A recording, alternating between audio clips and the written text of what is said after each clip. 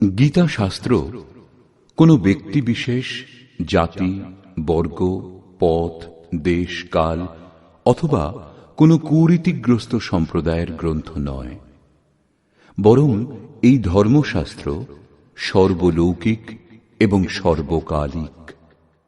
এই শাস্ত্র প্রত্যেক দেশ, প্রত্যেক জাতি, যে কোনো বয়সের প্রতিটি স্ত্রী পুরুষের জন্য, সবার জন্য। গীতা সম্পূর্ণ মানব জাতির ধর্মশাস্ত্র এবং অত্যন্ত গৌরবের বিষয় যে গীতা আপনারও ধর্মশাস্ত্র।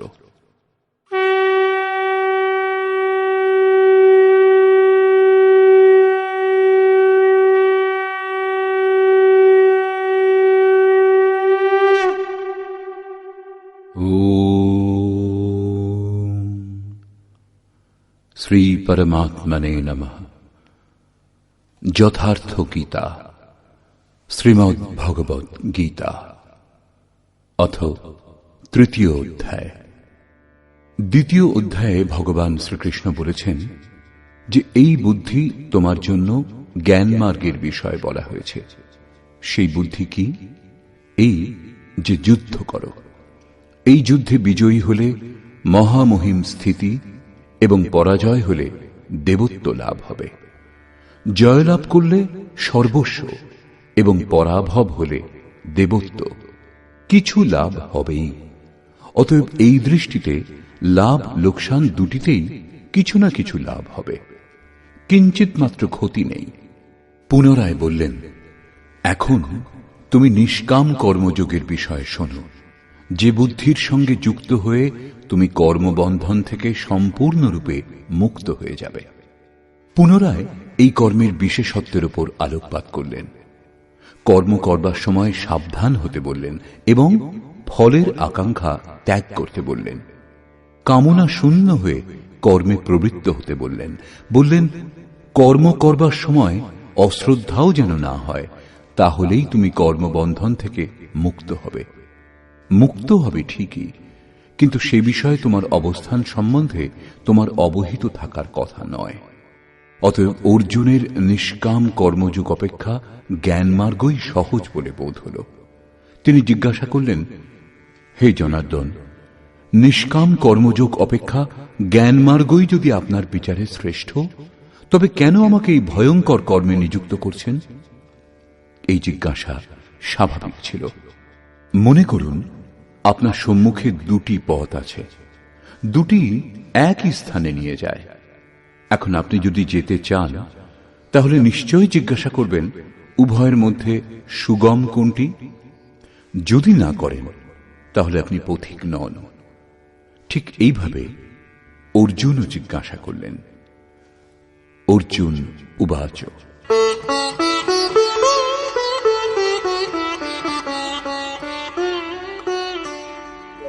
जायसी चेत् कर्मणस्ते मता बुद्धिर्जनार्दन तत्किं कर्मणि घोरे मां नियोजयसि केशव।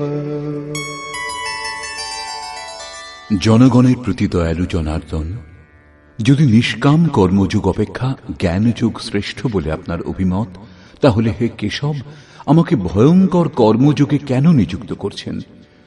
নিষ্কাম কর্মযোগ অর্জুনের ভয়ঙ্কর বলে মনে হল, কারণ এতে কর্মেই তোমার অধিকার আছে, ফলে নয়। কর্ম করবার সময় অশ্রদ্ধাও যেন না হয় এবং নিরন্তর সমর্পণের মধ্যে দিয়ে যোগে দৃষ্টি নিবদ্ধ করে কর্মে প্রবৃত্ত হও। জ্ঞান মার্গে পরাজয় হলে দেবত্ব, জয়লাভ করলে মহামহিম স্থিতি লাভ হবে। লাভ লোকসান স্বয়ং নির্ণয় করে এগিয়ে যেতে হবে। অর্জুনের নিষ্কাম কর্মযোগ অপেক্ষা জ্ঞানযোগ সহজ বলে বোধ হল। সেজন্য তিনি নিবেদন করলেন,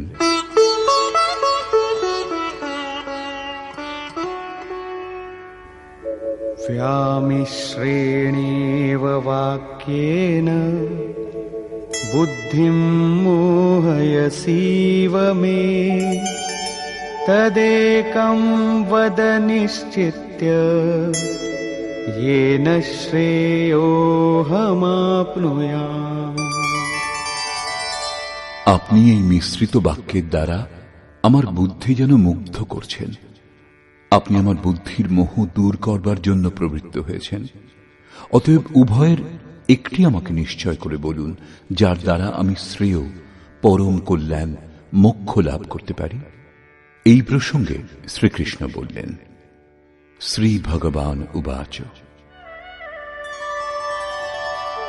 লোকেऽস্মিन् দ্বিবিধা নিষ্ঠা পুরা প্रोक्ता मया नघ জ্ঞানযোগেন সাংখ্যানাং কর্মযোগেন যোগিনাং। হে নিষ্পাপ অর্জুন, এই লোকে সত্যানুসন্ধানের দুটি ধারার কথা পূর্বে আমার দ্বারা বলা হয়েছে। পূর্বের অর্থ সত্যযুগ অথবা ত্রেতা যুগ নয়, পরন্তু যা দ্বিতীয় অধ্যায়ে বলে এসেছি। জ্ঞানীগণের জন্য জ্ঞান মার্গ এবং যোগীগণের জন্য নিষ্কাম কর্মযোগ বলা হয়েছে। উভয় মার্গ অনুসারে কর্ম করতে হবে, কর্ম অনিবার্য।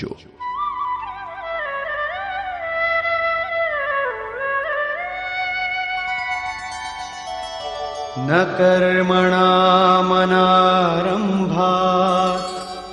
नैष्कर्म्यं पुरुषोऽश्नुते न च सन्न्यसनादेव सिद्धिं समधिगच्छति। অর্জুন, কর্ম আরম্ভ না করে কেউ নৈষ্কর্ম লাভ করতে পারে না, এবং যে ক্রিয়া আরম্ভ করা হয়েছে তা পরিত্যাগ করলেই ভগবৎ প্রাপ্তিরূপ পরম সিদ্ধি লাভ হয় না। এখন তোমার জ্ঞান মার্গ ভালো লাগে অথবা নিষ্কাম কর্মমার্গ, উভয় মার্গেই কর্ম করতে হবে। প্রায় এই ক্ষেত্রে ভগবৎ পথে লোকে সহজ পথ এবং সুরক্ষা খুঁজতে আরম্ভ করে। কর্মানুষ্ঠান না করেই নিষ্কর্মী হওয়া যায়, যেন এই ধরনের ভুল না হয়।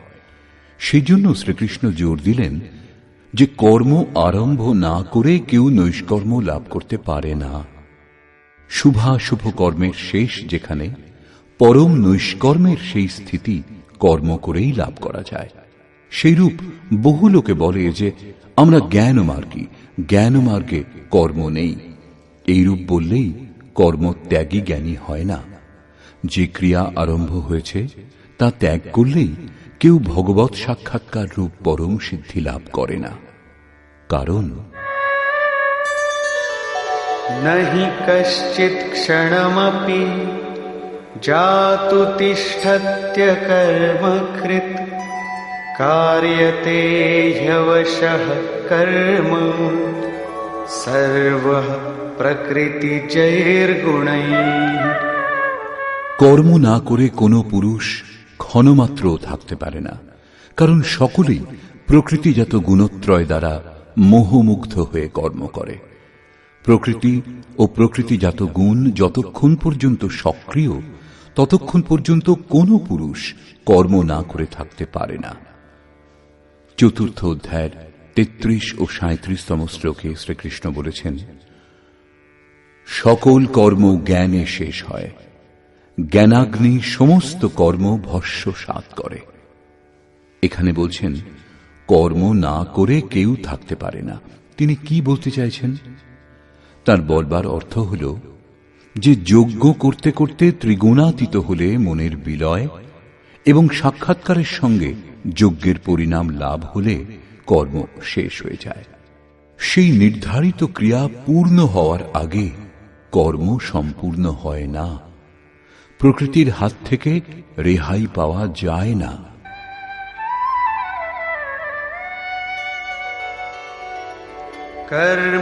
कर्मेन्द्रियाणि संयम्य य आस्ते मनसा स्मरन् इन्द्रियार्थान् विमूढात्मा मिथ्याचार स उच्यते। তা সত্ত্বেও কিছু মূঢ় ব্যক্তি কর্মেন্দ্রিয়গুলি বলপূর্বক রুদ্ধ করে মনে মনে ইন্দ্রিয়ের ভোগ সমূহ স্মরণ করে তাদের মিথ্যাচারী, দাম্ভিক বলে, জ্ঞানী বলে না। একথা প্রমাণিত যে কৃষ্ণকালেও এই ধরনের সংস্কার ছিল। লোকে যা করণীয় তা ত্যাগ করে ইন্দ্রিয়গুলি বলপূর্বক রুদ্ধ করে বলে বেড়াত যে আমি জ্ঞানী, আমি পূর্ণ। কিন্তু শ্রীকৃষ্ণ বলছেন যে তারা সকলেই ধূর্ত। জ্ঞান মার্গ ভালো লাগুক অথবা নিষ্কাম কর্মযোগ, উভয় মার্গেই কর্ম করতে হবে। यस्त्विन्द्रियाणि मनसा नियम्यारभतेऽर्जुन कर्मेन्द्रियैः कर्मयोगम् असक्तः स विशिष्यते।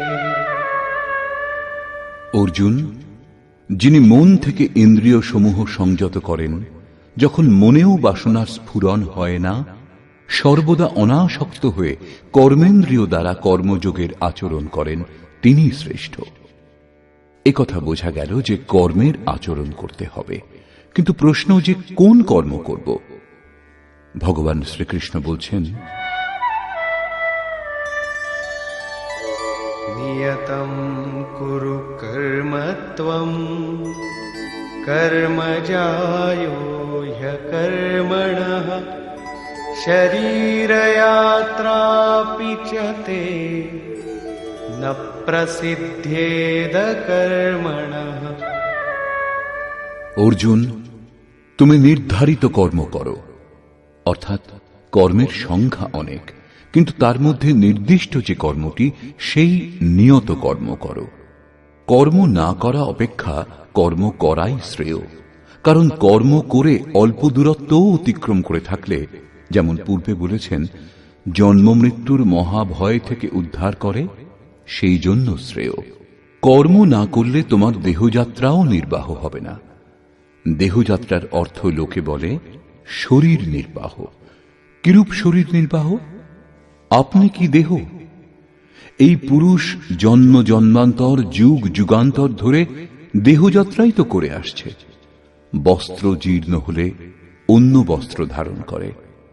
সেইরূপ কীট পতঙ্গ থেকে শুরু করে মানুষ পর্যন্ত, ব্রহ্মা থেকে শুরু করে যাবন্মাত্র জগৎ পরিবর্তনশীল। উত্তম অধম বিভিন্ন যোনিতে এই জীব নিরন্তর দেহযাত্রাই করে চলেছে। কর্মই এই দেহযাত্রা সম্পূর্ণ করে। মনে করুন, একটা মাত্র জন্ম নিতে হয়েছে, কিন্তু তবু যাত্রা তো সম্পূর্ণ হয়নি। এখনো সে পথিক। যাত্রা সম্পূর্ণ তখনই হবে যখন গন্তব্য এসে যাবে।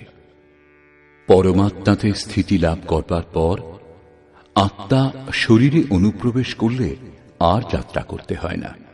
অর্থাৎ শরীর ত্যাগ, শরীর ধারণ এই পর্যায়ে শেষ হয়। অতএব কর্ম পূর্ণতা প্রদান করে। এই পুরুষকে কর্ম সম্পূর্ণ হওয়ার পর আর দেহের যাত্রা করতে হয় না। মোক্ষ সে শুভাত। অর্জুন, এই কর্ম করে তুমি সংসার বন্ধন স্বরূপ অশুভ থেকে মুক্ত হয়ে যাবে। কর্ম সংসার বন্ধন থেকে মুক্ত করে দেয়। এখন প্রশ্ন, সেই নির্ধারিত কর্ম কি? শ্রী ভগবান বলছেন, যজ্ঞার্থাৎ কর্মণোন্যত্র লোকোয়ং কর্ম বন্ধনঃ তদর্থং কর্ম কৌন্তেয় মুক্তসঙ্গ সমাচর। অর্জুন, যজ্ঞের অনুষ্ঠানই কর্ম। যে ক্রিয়া দ্বারা যজ্ঞ পূর্ণ হয় সেই ক্রিয়া কর্ম। প্রমাণিত হল যে কর্ম একটি নির্ধারিত প্রক্রিয়া। এছাড়া অন্য কর্ম কি কর্ম নয়? শ্রীকৃষ্ণ বললেন, না, সেসব কর্ম নয়। অন্যত্র লোকোয়ম কর্ম বন্ধনা। এই যজ্ঞের অনুষ্ঠান ছাড়া জগতে যা কিছু করা, যাতে সারা জগৎ রাত দিন ব্যস্ত, সে সমস্ত এই লোকেরই বন্ধন, কর্ম নয়। কর্ম মোক্ষ সে শুভাত, অশুভ অর্থাৎ সংসার বন্ধন থেকে মুক্তি প্রদান করে। একমাত্র কর্ম হল যজ্ঞের প্রক্রিয়া। অতএব অর্জুন, সেই যজ্ঞ সম্পূর্ণ করার জন্য সঙ্গদোষ থেকে পৃথক অবস্থান করে উত্তম রূপে কর্মের আচরণ করো। সঙ্গদোষ থেকে পৃথক না হলে এই কর্ম সম্পূর্ণ হয় না। এখন স্পষ্ট হল যে যজ্ঞের অনুষ্ঠানকেই কর্ম বলে, কিন্তু এখানে পুনরায় এক নূতন প্রশ্নের উদয় হল যে সেই যজ্ঞ কি যার অনুষ্ঠান করা হবে।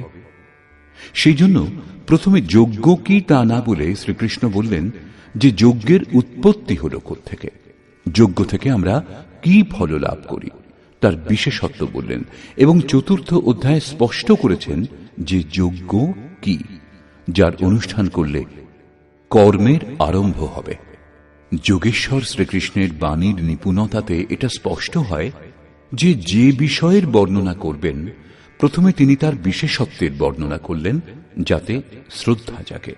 তারপর তিনি তাতে যে সতর্কতা অবলম্বন করতে হয় তার উপর আলোকপাত করলেন এবং অবশেষে মুখ্য সিদ্ধান্ত প্রতিপাদন করলেন। এখানে স্মরণ রাখা আবশ্যক, শ্রীকৃষ্ণ কর্মের অন্যান্য অঙ্গের উপর আলোকপাত করেছেন যে কর্ম হল নির্ধারিত ক্রিয়া, নির্ধারিত ক্রিয়া ব্যতীত অন্য কর্ম কর্ম নয়। দ্বিতীয় অধ্যায়ে প্রথমবার কর্মের নাম উল্লেখ করেছেন, তার বিশেষত্বের উপর জোর দিলেন, তাতে যে সতর্কতা অবলম্বন করা হয় তার উপর আলোকপাত করলেন, কিন্তু কর্ম কি বললেন না। এখানে বর্তমান অধ্যায়ে বললেন যে কেউ কর্ম না করে থাকতে পারে না। প্রকৃতির প্রভাবে মানুষ কর্ম করে। এছাড়া যারা ইন্দ্রিয়গুলিকে বলপূর্বক অবরুদ্ধ করে মন থেকে বিষয় চিন্তা করে তারা অহংকারী। সেই জন্য অর্জুন, মনের দ্বারা ইন্দ্রিয় সমূহ সংযত করে তুমি কর্ম করো, কিন্তু কোন কর্ম করা হবে সে প্রশ্নটি যেমন তেমনি রইল। যোগেশ্বর শ্রীকৃষ্ণ বললেন, অর্জুন তুমি নির্ধারিত কর্ম করো। এখন প্রশ্ন, সেই নির্ধারিত কর্ম কি যার অনুষ্ঠান করতে বলেছেন? তিনি বলছেন যজ্ঞের অনুষ্ঠান করাই কর্ম। এখন প্রশ্ন ওঠে যে যজ্ঞ কি? এখানে যজ্ঞের উৎপত্তি এবং বিশেষত্ব পর্যন্ত বলবেন। চতুর্থ অধ্যায়ে যজ্ঞের সম্বন্ধে সুস্পষ্ট ধারণা হবে যার অনুষ্ঠানই কর্ম। গীতা শাস্ত্র বোঝার চাবিকাঠি হল কর্মের এই পরিভাষা। যজ্ঞ ছাড়া সবকিছু করে সংসারী লোকেরা। কেউ চাষ করে, কেউ ব্যবসা, কেউ উচ্চ পদে প্রতিষ্ঠিত, কেউ সেবক, কেউ বা নিজেকে বুদ্ধিজীবী বলে, কেউ বলে শ্রমিক, কেউ সমাজ সেবাকে, কেউ দেশ সেবাকে কর্ম বলে মনে করে। এই কর্মগুলির মধ্যে কিছু কর্মকে সকাম এবং কিছু কর্মকে নিষ্কাম কর্ম বলে লোকের ভূমিকাও তৈরি করে নিয়েছে, কিন্তু শ্রীকৃষ্ণের অনুসারে সেসব কর্ম নয়। অন্যত্র লোকোয়ম কর্মবন্ধনা। যজ্ঞের অনুষ্ঠান ছাড়া যা কিছু করা হয় সেসব কর্ম এই লোকেরই বন্ধন, মোক্ষ প্রদানকারী কর্ম নয়।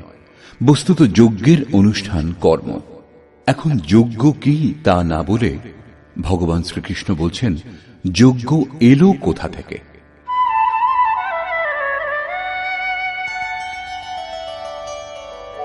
सहयज्ञाः प्रजा सृष्ट्वा पुरोवाच प्रजापतिः अनेन प्रसविष्यध्वम् एषवोस्त्विष्टकामधु। প্রজাপতি ব্রহ্মা কল্পারম্ভে যজ্ঞের সঙ্গে প্রজা সৃষ্টি করে বলেছিলেন, এই যজ্ঞ দ্বারা তোমরা বৃদ্ধিপ্রাপ্ত হও। এই যজ্ঞ তোমাদের ইষ্টকামধুক, যাতে অনিষ্ট না হয়, অবিনাশী ইষ্ট সম্বন্ধীয় কামনা পূর্ণ করুক। যজ্ঞর সঙ্গে প্রজাদেরকে সৃষ্টি করেছিলেন প্রজাপতি ব্রহ্মা। ব্রহ্মাকে তিনি কি চতুর্মুখ এবং অষ্টচক্ষু বিশিষ্ট কোন দেবতা যেমন প্রচলিত আছে? শ্রীকৃষ্ণের অনুসারে দেবতা নামের কোনো আলাদা সত্তা নেই। তাহলে প্রজাপতি কে? বস্তুত যিনি প্রজার মূল উদ্গম, পরমাত্মাতে স্থিতি লাভ করেছেন, সেই মহাপুরুষই প্রজাপতি। বুদ্ধি ব্রহ্মা। অহংকার শিব বুদ্ধি অচ মনসী চিত্ত মহান। সেই সময় বুদ্ধি যন্ত্র মাত্র হয়। এইরূপ মহাপুরুষের মাধ্যমে পরমাত্মাই কথা বলেন। ভজনের বাস্তবিক ক্রিয়া আরম্ভ হলে বুদ্ধির ক্রমবিকাশ হয়। শুরুতে সেই বুদ্ধি ব্রহ্মবিদ্যার সঙ্গে সংযুক্ত হওয়ার জন্য তাকে ব্রহ্মবিদ বলা হয়। ক্রমশ সমস্ত বিকার শান্ত হলে, ব্রহ্মবিদ্যাতে শ্রেষ্ঠতা লাভ করলে তাকে ব্রহ্মবিদ্যর বলা হয়। ধীরে ধীরে বিকাশ আরো সূক্ষ্ম হলে, বুদ্ধির আরো বিকাশ হয়, তখন তাকে ব্রহ্মবিদ্যরিয়ান বলে। সেই অবস্থা লাভ হলে ব্রহ্মবিদ্যেতা পুরুষ অন্যকেও উত্থান মার্গে নিয়ে যাওয়ার যোগ্যতা অর্জন করেন। বুদ্ধির পরাকাষ্ঠা হল ব্রহ্মবিদ্যরিষ্ট, অর্থাৎ ব্রহ্মবিতের সেই অবস্থা যাতে ইষ্ট ওতপ্রোত। এইরূপ স্থিতি লাভ করেছেন যিনি, তিনি প্রজার মূল উদ্গম পরমাত্মায় স্থিত থাকেন। এরূপ মহাপুরুষের বুদ্ধি যন্ত্রমাত্র, তাঁদেরই প্রজাপতি বলা হয়। তাঁরা প্রকৃতির দ্বন্দ্বের বিশ্লেষণ করে আরাধনা ক্রিয়ার রচনা করেন। যজ্ঞের অনুরূপ সংস্কার প্রদান করাই প্রজা সৃষ্টি। এর পূর্বে সমাজ অচৈতন্য এবং অব্যবস্থিত অবস্থাতে থাকে। যজ্ঞের অনুরূপ এদের গড়ে তোলাই হল সৃষ্টি, অর্থাৎ সুসজ্জিত করা। এইরূপ মহাপুরুষ সৃষ্টির আরম্ভে যজ্ঞের সঙ্গে প্রজার সৃষ্টি করেছেন। কল্প রোগমুক্ত করে, বৈদ্য কল্প প্রদান করেন, আবার কেউ কায়া কল্প করে। এটা অবশ্য শরীরের ক্ষণিক কল্প। যথার্থ কল্প তখনই হয় যখন ভবরোগ থেকে মুক্তি লাভ হয়। আরাধনার আরম্ভ এই কল্পের প্রারম্ভিক অবস্থা। আরাধনা সম্পূর্ণ হলেই কল্প সম্পূর্ণ হবে। সেইরূপ পরমাত্ম স্বরূপে স্থিত মহাপুরুষগণ ভজনের আরম্ভে যজ্ঞের সঙ্গে সংস্কার সুসংগঠিত করে বললেন, এই যজ্ঞ দ্বারা তোমরা সমৃদ্ধ হও। কিরূপ সমৃদ্ধি? সেই সমৃদ্ধি কি কাঁচা ঘরবাড়ি পাকা করা, বেশি উপার্জন করা? বলছেন না, যজ্ঞ ইষ্টকামধুক, ইষ্ট সম্বন্ধীয় কামনা পূর্ণ করবে। ইষ্ট একমাত্র পরমাত্মা, সেই পরমাত্মা সম্বন্ধীয় কামনা পূর্ণ করে এই যজ্ঞ। এখানে এ প্রশ্ন স্বাভাবিক যে যজ্ঞ সরাসরি পরমাত্মার প্রাপ্তি করাবে নাকি ক্রমে ক্রমে চলার পর?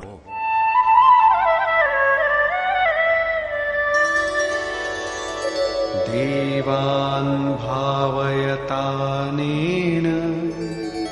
তে দেবা ভাবয়ন্তু বহ পরস্পরম ভাবয়ন্তঃ শ্রেয়ঃ পরমবাপ্স্যথ। এই যজ্ঞ দ্বারা দেবতাগণের উন্নতি করো, অর্থাৎ দৈবী সম্পদের বৃদ্ধি করো। সেই দেবতাগণও তোমাদের উন্নত করবেন। এইরূপ পরস্পরের উন্নতি দ্বারা পরম শ্রেয়, যার পর কিছু লাভ করা বাকি থাকবে না, এইরূপ পরম কল্যাণ লাভ করবে। যেমন যেমন আমরা যজ্ঞের অনুষ্ঠান করব, পরে যজ্ঞের অর্থ আরাধনার বিধি হবে, তেমন তেমন হৃদয়ে দৈবী সম্পদ অর্জন হতে থাকবে। পরম দেব এক পরমাত্মা।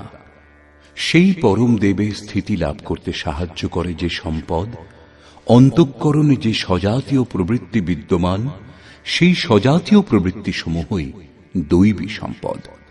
কারণ এদের সাহায্যেই পরম দেবের প্রাপ্তি হয়, সেজন্য দৈবী সম্পদ বলা হয়। বাহ্য জগতের দেবতা পাথর জল নয়, যেমন লোকে কল্পনা করে। যোগেশ্বর শ্রীকৃষ্ণের বাণীতে তাদের অস্তিত্ব নেই। তিনি আরো বলছেন,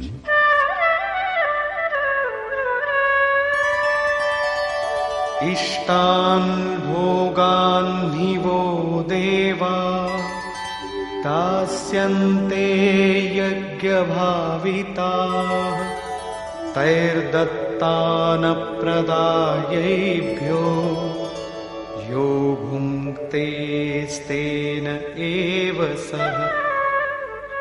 যজ্ঞ দ্বারা সংবর্ধিত দেবতাগণ অর্থাৎ দৈবী সম্পদ আপনাকে ইষ্টান ভোগান হি দাস্যন্তে। ইষ্ট অর্থাৎ আরাধ্য সম্বন্ধীয় ভোগ প্রদান করবেন, অন্য কিছু নয়। তাই দত্তান, তিনি একমাত্র দাতা। ইষ্ট লাভের অন্য কোনো বিকল্প নেই। এই দৈবী গুণসমূহকে সংবর্ধন না করে যিনি এই স্থিতি ভোগ করেন তিনি নিশ্চয়ই চোর। যখন লাভ হয়নি তখন তিনি কি উপভোগ করবেন?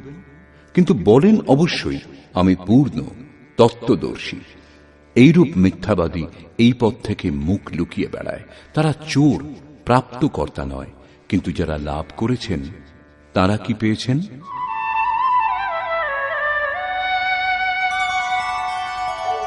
यज्ञशिष्टाशिनः सन्तो मुच्यन्ते सर्वकिल्बिषैः भुञ्जते ते त्वघं पापा ये पचन्त्यात्मकारणात्। যে সাধু পুরুষগণ যজ্ঞাবশেষ অন্ন গ্রহণ করেন তারা সকল পাপ থেকে মুক্ত হন। দৈবী সম্পদের বৃদ্ধি করতে করতে পরিণামে প্রাপ্তিকালই পূর্তিকাল। যজ্ঞ সম্পূর্ণ হয় যখন, তখন অবশিষ্ট যিনি থাকেন তিনি হলেন ব্রহ্ম। সেই ব্রহ্মই আবার অন্ন। একেই শ্রীকৃষ্ণ অন্যভাবে বললেন, যজ্ঞ শিষ্টামৃত ভুজো ইয়ান্তি ব্রহ্ম সনাতনম। যজ্ঞ যার সৃষ্টি করে সেই অসন যিনি গ্রহণ করেন তিনি ব্রহ্মে লীন হন। এখানে তিনি বলছেন যজ্ঞাবশেষ অসন ব্রহ্ম পীযূষ যিনি পান করেন তিনি সকল পাপ থেকে মুক্ত হন। সাধু ব্যক্তি মুক্ত হন, কিন্তু পাপী যারা তারা মোহজাত দেহের পোষণের জন্যই অন্ন পাক করে, পাপান্ন গ্রহণ করে। তারা ভজন করে, আরাধনা বুঝে অগ্রসরও হয়, কিন্তু পরিবর্তে কিছু কামনা করে।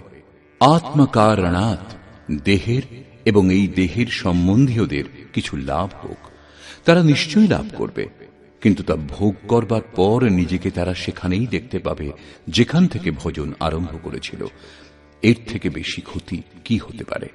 যখন এই দেহটাই নশ্বর, তখন এর সুখ ভোগ কতদিন? তারা আরাধনা করে কিন্তু পরিবর্তে পাপ গ্রহণ করে। পলটি সুধাতে সঠ বিশলেহি, তা নষ্ট হবে না ঠিক, কিন্তু এগিয়েও যাবে না। সেজন্য শ্রীকৃষ্ণ নিষ্কাম হয়ে কর্ম অর্থাৎ ভজন করবার উপর জোর দিলেন। এখন পর্যন্ত শ্রীকৃষ্ণ বলেছেন যে যজ্ঞ পরম শ্রেয় প্রদান করে এবং মহাপুরুষই তার রচনা করেন। কিন্তু মহাপুরুষ প্রজা রচনার জন্য কেন প্রবৃত্ত হন এ সম্বন্ধে বলছেন,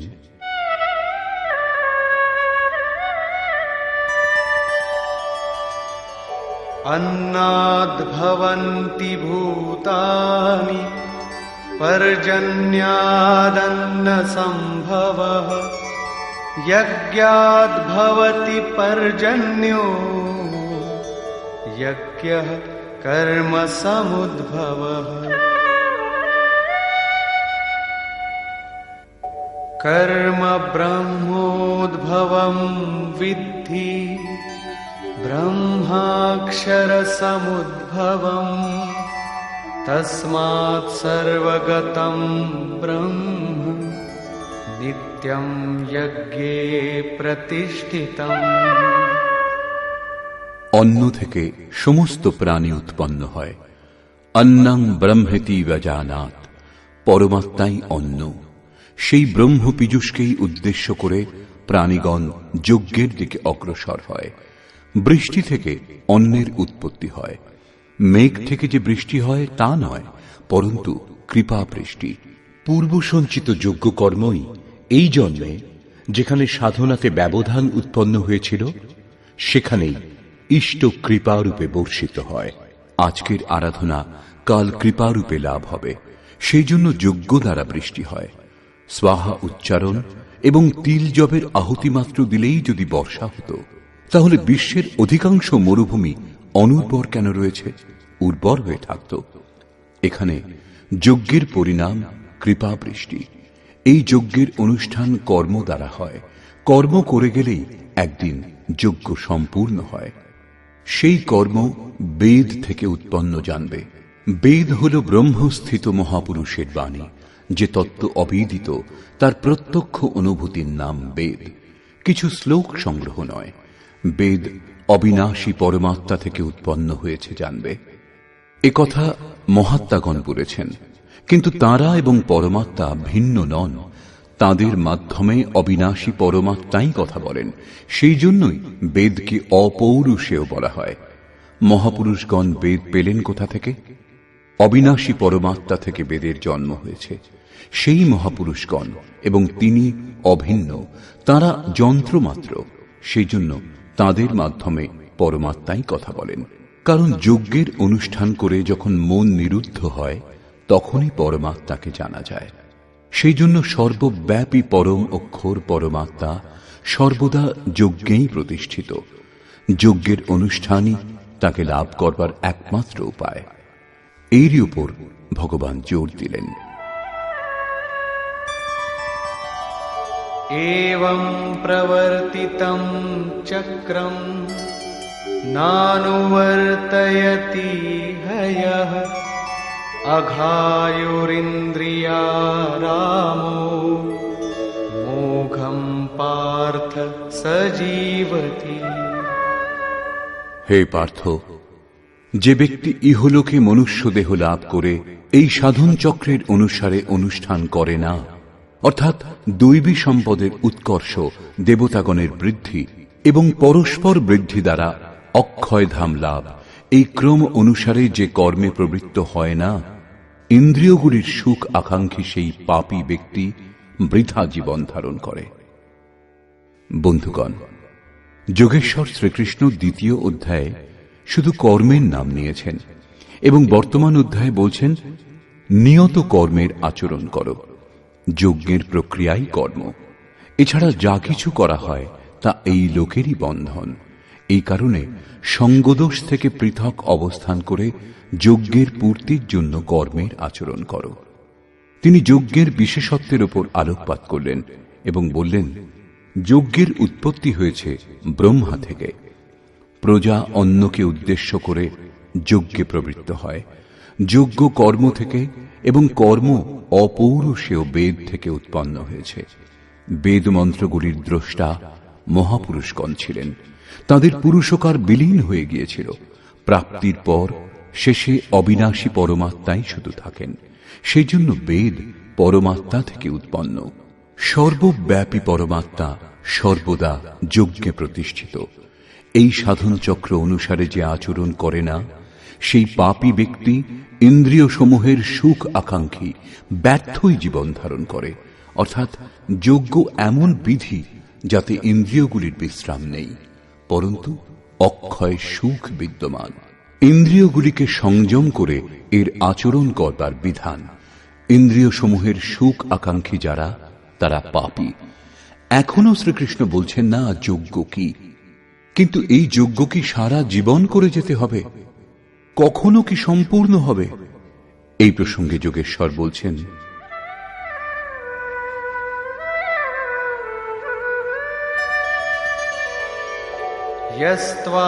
यस्त्वात्मरतिरेव स्यात् आत्मतृप्तश्च मानवः आत्मन्येव च सन्तुष्टः तस्य कार्यं न विद्यते।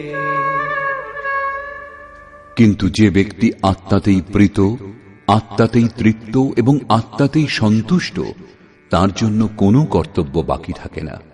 এই হল লক্ষ্য। যখন অব্যক্ত, সনাতন, অবিনাশী আত্মতত্ত্ব লাভ হয়ে যায়, তখন আর কার অনুসন্ধান করা হবে? এরূপ পুরুষের কর্মের, আরাধনার প্রয়োজন হয় না। আত্মা ও পরমাত্মা একে অন্যের পর্যায়ভুক্ত। পুনরায় এর বর্ণনা করলেন, নৈব তস্য কৃতেনার্থো না কৃতেনেহ কশ্চন ন চাস্য সর্বভূতেষু কশ্চিদর্থব্যপাশ্রয়ঃ। এই সংসারে সেই পুরুষের কর্ম করেও কোনো লাভ নেই এবং কর্ম না করলেও কোনো লোকসান নেই। কিন্তু আত্মতত্ত্ব লাভ হওয়ার পূর্বে এর প্রয়োজন ছিল। তার সমগ্র প্রাণী জগতের সঙ্গে কোনো স্বার্থ সম্বন্ধ থাকে না। আত্মাই শাশ্বত, সনাতন, অব্যক্ত, অপরিবর্তনশীল ও ও অক্ষয়।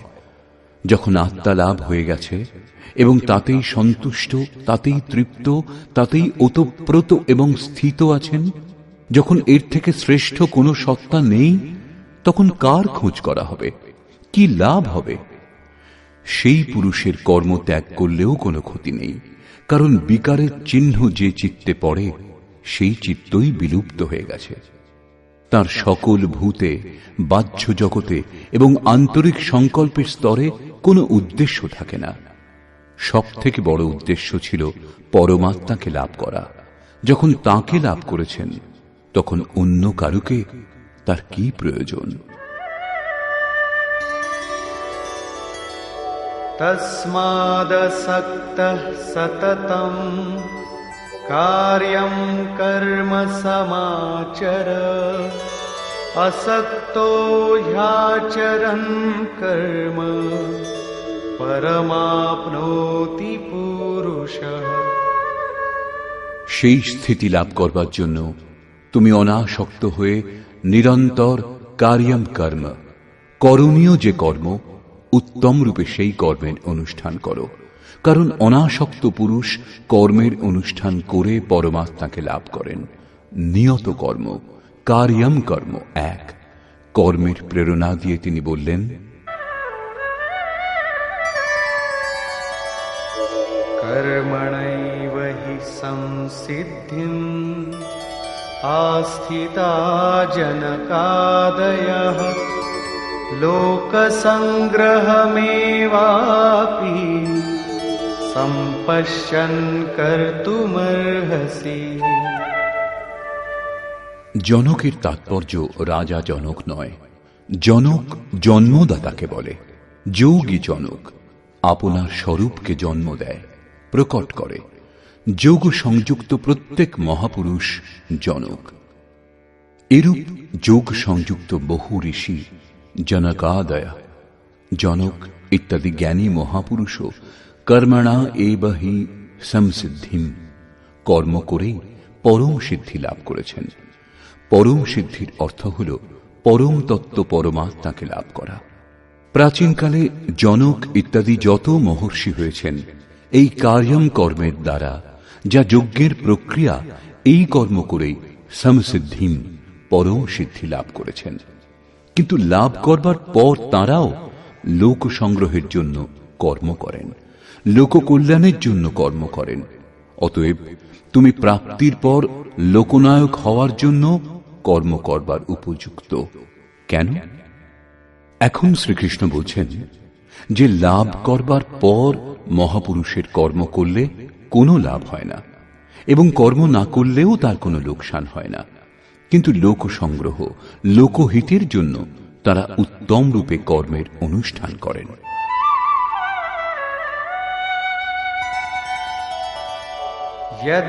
যদ্যদাচরতি শ্রেষ্ঠঃ তত্তদেবেতরো জনঃ স যৎপ্রমাণং কুরুতে লোকস্তদনুবর্ততে। শ্রেষ্ঠ ব্যক্তি যা যা আচরণ করেন, সাধারণ লোকে তাই অনুকরণ করে। সেই মহাপুরুষ যা কিছু প্রমাণ করে দেন, অন্য লোকে তাই অনুসরণ করে। পূর্বে শ্রীকৃষ্ণ স্বরূপে স্থিত আত্মতৃপ্ত মহাপুরুষের অবস্থিতির ওপর আলোকপাত করেছেন। তাঁদের কর্ম করলে কোনো লাভ হয় না এবং ত্যাগ করলে কোনো লোকসানও হয় না। তা সত্ত্বেও জনকাদি উত্তম রূপে কর্মের অনুষ্ঠান করতেন। এখানে শ্রীকৃষ্ণ সেই মহাপুরুষগণের সঙ্গে নিজের তুলনা করেছেন যে তিনিও মহাপুরুষ।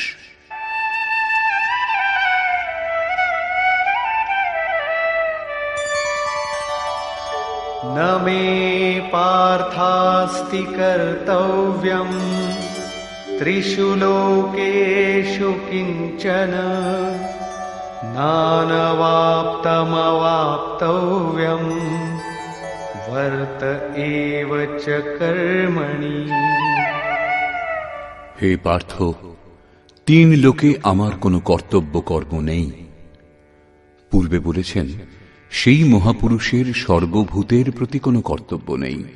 এখানে বলছেন, 3 লোকে আমার কোনো কর্তব্য বাকি নেই এবং লাভের যোগ্য বস্তু কিঞ্চিত মাত্র লাভ করতে বাকি নেই। তা সত্ত্বেও আমি উত্তম প্রকার কর্মের আচরণ করি। কেন? यदि ह्यहं न वर्तेयं जातु कर्मण्यतन्द्रितः मम वर्त्मानुवर्तन्ते मनुष्याः पार्थ सर्वशः। কারণ যদি আমি সাবধান হয়ে কর্ম না করি, তাহলে মনুষ্যগণ আমার অবলম্বিত পথেরই অনুগামী হবে। তাহলে আপনার অনুকরণ কি খারাপ? শ্রীকৃষ্ণ বললেন, হ্যাঁ। উৎসীদেয়ুরিমে লোকা ন কুর্যাং কর্ম চেদহং সংকরস্য চ কর্তা স্যাম উপহন্যামি মাঃ প্রজাঃ। যদি আমি সাবধান হয়ে কর্ম না করি, তাহলে এই সকল লোক ভ্রষ্ট হবে এবং আমি সংকরাস্য বর্ণ সংকরের সৃষ্টিকর্তা হব এবং এই সকল প্রজার বিনাশের কারণ হব। স্বরূপে স্থিত মহাপুরুষ সতর্ক হয়ে যদি আরাধনাক্রমে প্রবৃত্ত না থাকেন, তাহলে সমাজ তার অনুকরণ করে ভ্রষ্ট হয়ে যাবে।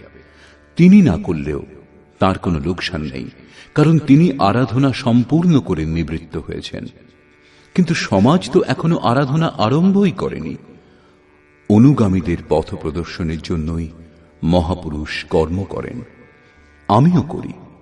অর্থাৎ শ্রীকৃষ্ণ মহাপুরুষ ছিলেন, বৈকুণ্ঠ থেকে আবির্ভূত কোনো অবতার নন। তিনি বললেন, মহাপুরুষ লোককল্যাণের জন্য কর্ম করেন, আমিও করি। আমি যদি না করি, তাহলে মানুষ আদর্শভ্রষ্ট হবে, সকলেই কর্ম ত্যাগ করবে। মন বড় চঞ্চল, সবকিছু পেতে চায়, কেবল ভজন করতে চায় না। স্বরূপস্থ মহাপুরুষ যদি কর্ম না করেন, তবে তাকে দেখে অনুগামীগণও কর্ম ত্যাগ করবে। অজুহাত দেখাবে যে ইনি তো ভজন করেন না, পান খান, সুগন্ধদ্রব্য ব্যবহার করেন, সামান্য জনের মতো কথা বলেন, তবুও একে মহাপুরুষ বলে সমাদর করা হয়। এরূপ চিন্তা করে তারাও আরাধনা ত্যাগ করে আদর্শভ্রষ্ট হয়। শ্রীকৃষ্ণ বললেন, যদি আমি কর্ম না করি, তাহলে সকলেই ভ্রষ্ট হবে এবং আমি বর্ণ সংকর দোষের মূল কারণ হব। স্ত্রীগণ কলুষিত হলে বর্ণ সংকরের প্রভাব দেখা যায়।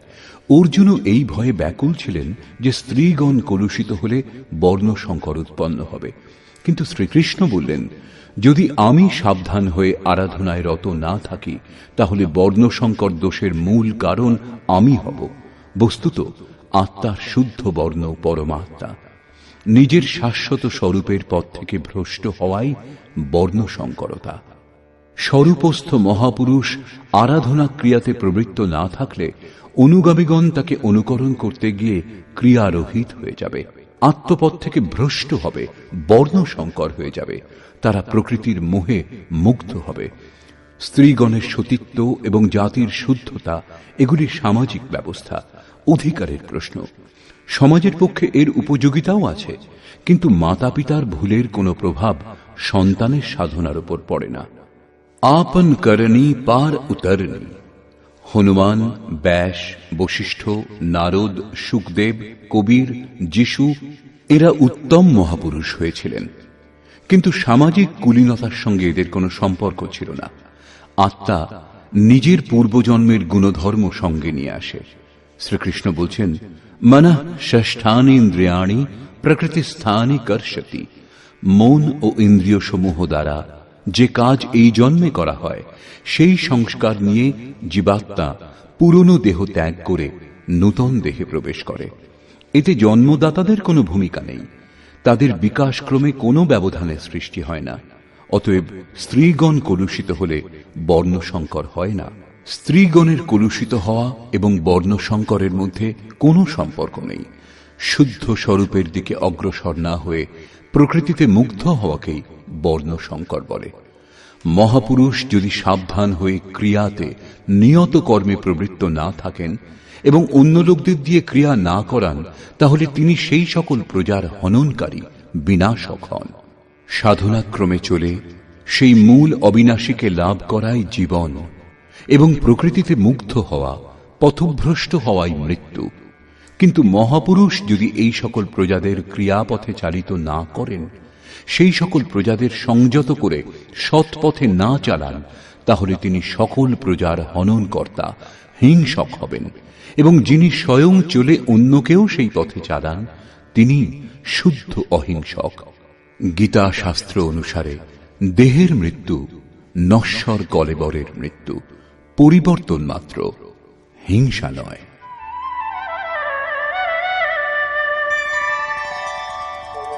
सक्ताः कर्मण्य विद्वांसो यथा कुर्वन्ति भारत कुर्याद् विद्वांस्तथा सक्तः चिकीर्षुर्लोकसंग्रहम्। হে ভারত, অজ্ঞানীগণ আসক্ত হয়ে যেরূপ কর্ম করেন, পূর্ণ জ্ঞাতা বিদ্বান অনাসক্ত হয়ে লোকহৃদয়ে প্রেরণা এবং কল্যাণ সংগ্রহের জন্য সেই রূপ কর্ম করেন।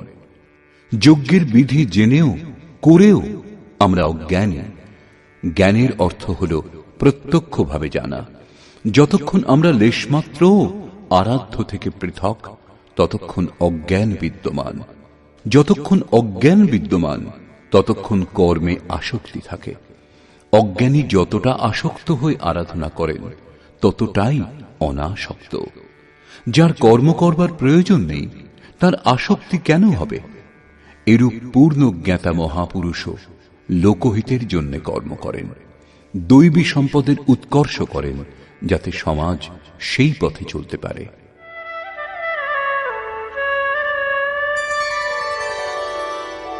न बुद्धिभेदं जनयेद् अज्ञानां कर्मसंगिनां जोषयेत् सर्वकर्माणि विद्वान् युक्तः समाचरन्। জ্ঞানী পুরুষের লক্ষ্য রাখা উচিত, যাতে কর্মে আসক্ত অজ্ঞানীগণের বুদ্ধিভ্রম না হয়।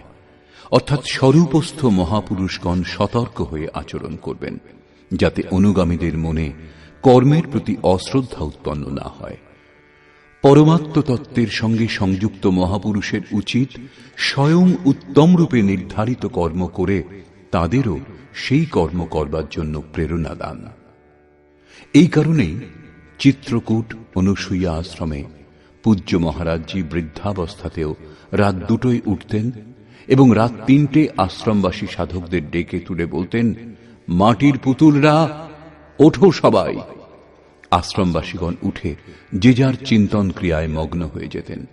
তখন তিনি কিছুক্ষণ গড়িয়ে পুনরায় উঠে বসতেন এবং বলতেন, তোমরা মনে চিন্তা করো যে মহারাজজি শুয়ে আছেন, কিন্তু আমি ঘুমাই না, শ্বাস প্রশ্বাস ক্রিয়ায় রত আছি। এখন বৃদ্ধাবস্থা, বসতে কষ্ট হয়, তাই আমি পড়ে থাকি। কিন্তু তোমাদের তো স্থির ও সোজা হয়ে বসে চিন্তন করা উচিত। যতক্ষণ তৈলধারার মতো শ্বাস প্রশ্বাস ক্রমাগত না পড়ে, লক্ষ্য রাখবে যেন ক্রমভঙ্গ না হয়, মাঝে কোনো সংকল্প যাতে ব্যবধান উৎপন্ন না করতে পারে, ততক্ষণ সতত প্রবৃত্ত থাকা সাধকের ধর্ম। আমার শ্বাস এখন বাঁশের মতো স্থির দাঁড়িয়ে গেছে। অনুগামীদের জন্য মহাপুরুষগণ উত্তম রূপে কর্মে প্রবৃত্ত থাকেন। জিস গুণ কো শিখাবে উসে করকে দিখাবে, অর্থাৎ আপনি আচরি ধর্ম জীবেরে শিখায়। এইরূপ স্বরূপস্থ মহাপুরুষের উচিত স্বয়ং কর্মে প্রবৃত্ত থেকে সাধকদেরও আরাধনায় প্রবৃত্ত হওয়ার জন্য প্রেরণা দান। সাধকদেরও শ্রদ্ধাপূর্বক আরাধনা ক্রিয়াতে প্রবৃত্ত হওয়া উচিত। কিন্তু জ্ঞানযোগী হন অথবা নিষ্কাম কর্মযোগী, সাধকের অহংকার হওয়া উচিত নয়। কার দ্বারা কর্ম হয়, কর্ম সম্পাদনের কারণ কি, এর ওপর শ্রীকৃষ্ণ আলোকপাত করলেন।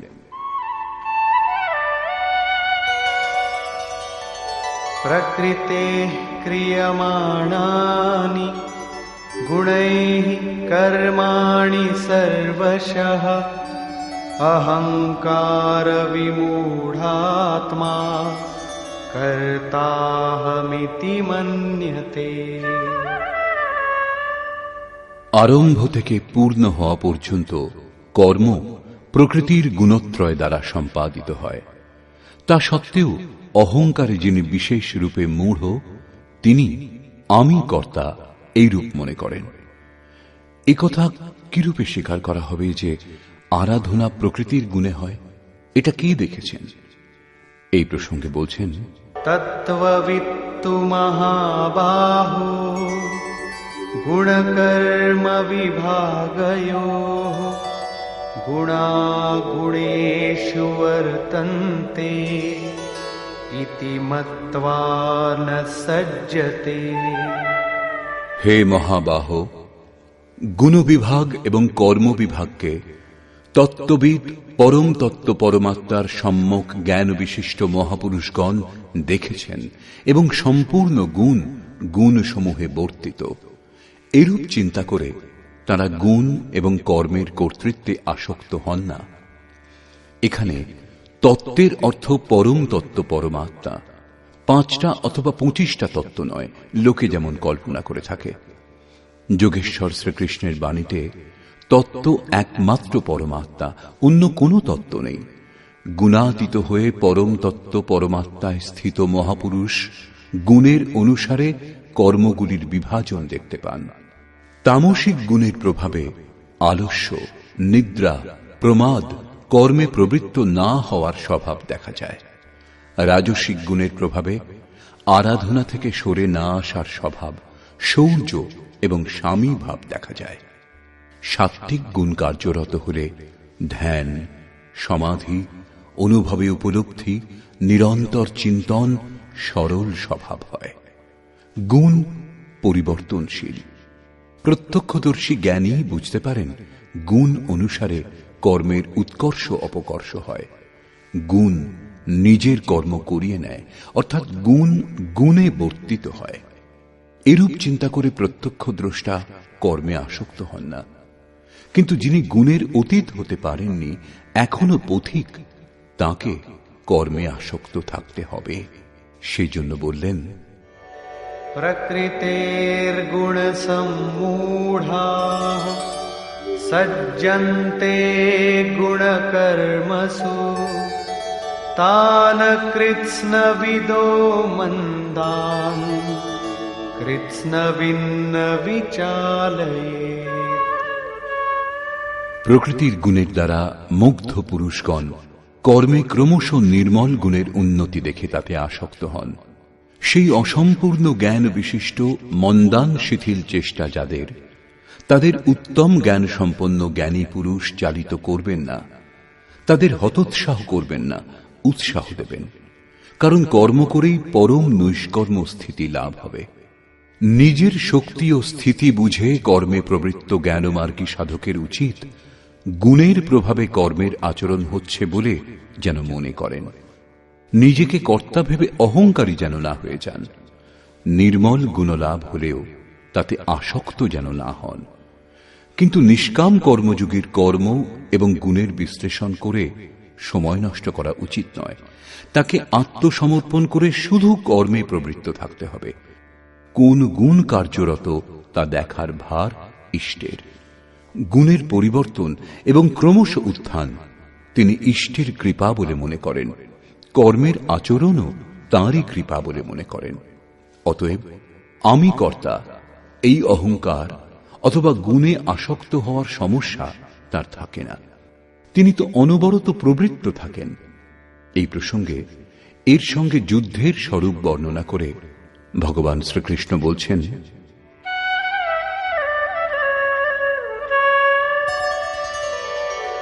ময়ি সর্বাণি কর্মাণি সন্ন্যস্যাধ্যাত্মচেতসা নিরাশীর্নির্মমো ভূত্বা যুধ্যস্ব বিগতজ্বরঃ। সেই জন্য অর্জুন, তুমি अध्यात्म चेतसा অন্তরাত্মায় চিত্তকে নিরুদ্ধ করে ধ্যানস্থ হয়ে কর্মগুলি আমাতে সমর্পণ করে আশা, মমতা ও শোক শূন্য হয়ে যুদ্ধ করো। যখন চিত্ত ধ্যানস্থ, লেশমাত্র কিছু পাওয়ার আশা নেই, কর্মের প্রতি আসক্তি নেই, অসফলতার সন্তাপ নেই, তখন সেই পুরুষ যুদ্ধ কি করবেন? যখন চারিদিক থেকে চিত্ত সংযত হয়ে হৃদয় দেশে নিরুদ্ধ হয়ে আসছে, তখন সেই পুরুষ যুদ্ধ করতে যাবেন কেন? কার সঙ্গে যুদ্ধ করবেন? সে স্থানে কে বা আছে? বাস্তবে যখন আপনি ধ্যান করতে আরম্ভ করবেন, তখনই যুদ্ধের আসল স্বরূপ আপনি বুঝতে পারবেন। কাম, ক্রোধ, রাগ, দেশ, আশা, তৃষ্ণা ইত্যাদি বিকার সমূহ বিজাতীয় প্রবৃত্তিগুলি যাদের কুরু বলা হয়, এরা সংসারে যাতে প্রবৃত্তি হয় তারই চেষ্টা করবে, বিঘ্নরূপে ভয়ঙ্কর আক্রমণ করবে। এদের সঙ্গে সংঘর্ষের নামই যুদ্ধ। একে অতিক্রম করে যাওয়াই হল বাস্তবিক যুদ্ধ। এদের নিশ্চিহ্ন করে অন্তরাত্মায় মনকে স্থির করা, ধ্যানস্থ হওয়াই যথার্থ যুদ্ধ। এর ওপর পুনরায় জোর দিলেন।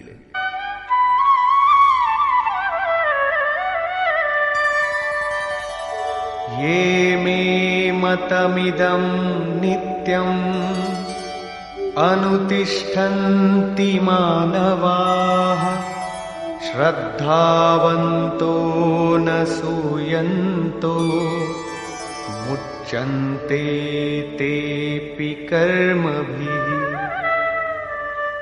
অর্জুন, যারা দোষ ও দৃষ্টি শূন্য হয়ে শ্রদ্ধাবান আত্মসমর্পণের সঙ্গে আমার এই মতের সর্বদা অনুষ্ঠান করেন যে যুদ্ধ করো, তারা সকল কর্ম থেকে মুক্ত হন।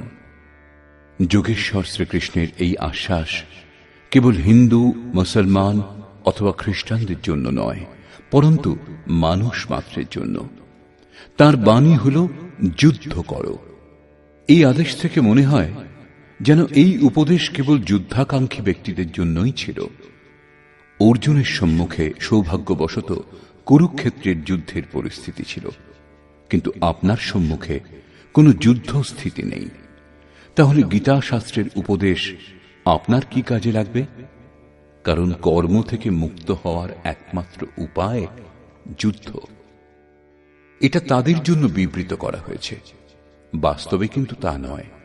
বস্তুত এটা অন্তর্দেশের যুদ্ধ, ক্ষেত্র এবং ক্ষেত্রজ্ঞের, বিদ্যা এবং অবিদ্যার, ধর্মক্ষেত্র এবং কুরুক্ষেত্রের সংঘর্ষ। আপনি যেমন যেমন ধ্যানে চিত্তকে নিরুদ্ধ করবার চেষ্টা করবেন, তেমন তেমন বিজাতীয় প্রবৃত্তিগুলি বিঘ্নরূপে ভয়ঙ্করভাবে আক্রমণ করবে। তাদের শান্ত করে চিত্তকে নিরুদ্ধ করার চেষ্টাই যুদ্ধ। যিনি দোষ দৃষ্টি মুক্ত হয়ে শ্রদ্ধাপূর্বক এই যুদ্ধে প্রবৃত্ত হন, তিনি কর্মবন্ধন থেকে, বারবার আসা যাওয়া থেকে সম্পূর্ণরূপে মুক্ত হয়ে যান। যারা এই যুদ্ধে প্রবৃত্ত হয় না, তাদের কোন গতি হয়? এ প্রসঙ্গে বলছেন, ये त्वेतदभ्यसूयन्तो नानुतिष्ठन्ति मे मतम् सर्वज्ञानविमूढांस्तान् विद्धि नष्टान चेतसः।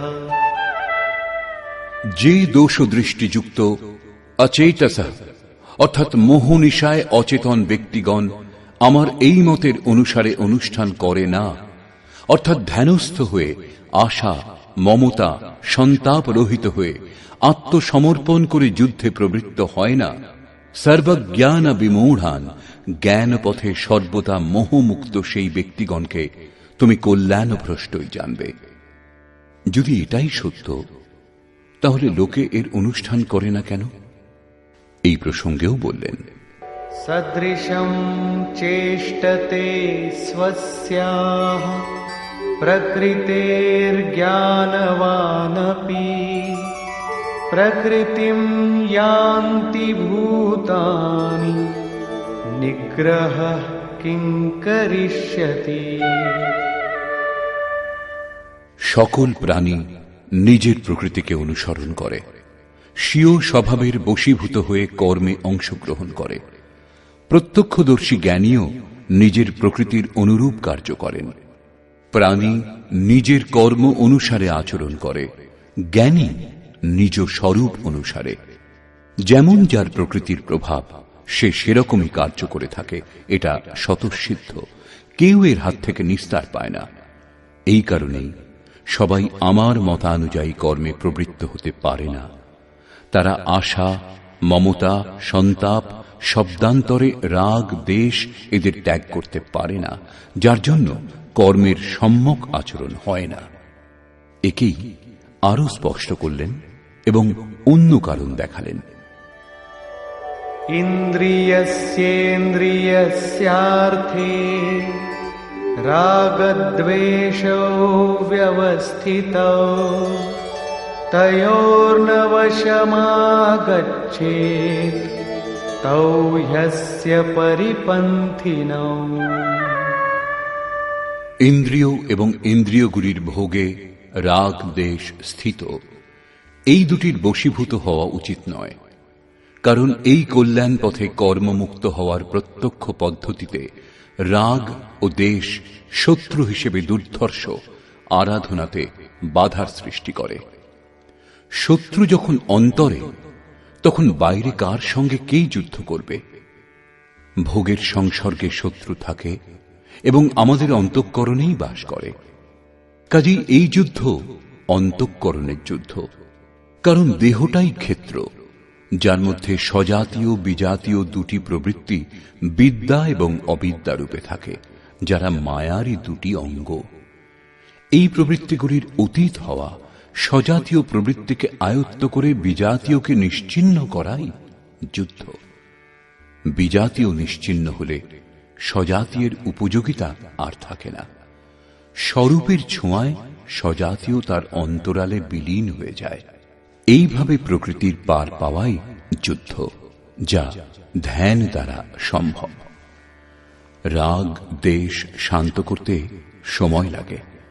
সেই জন্য বহু সাধক ক্রিয়া ত্যাগ করে সহসা মহাপুরুষের অনুকরণ করতে আরম্ভ করেন। শ্রীকৃষ্ণ এর থেকে সাবধান করলেন।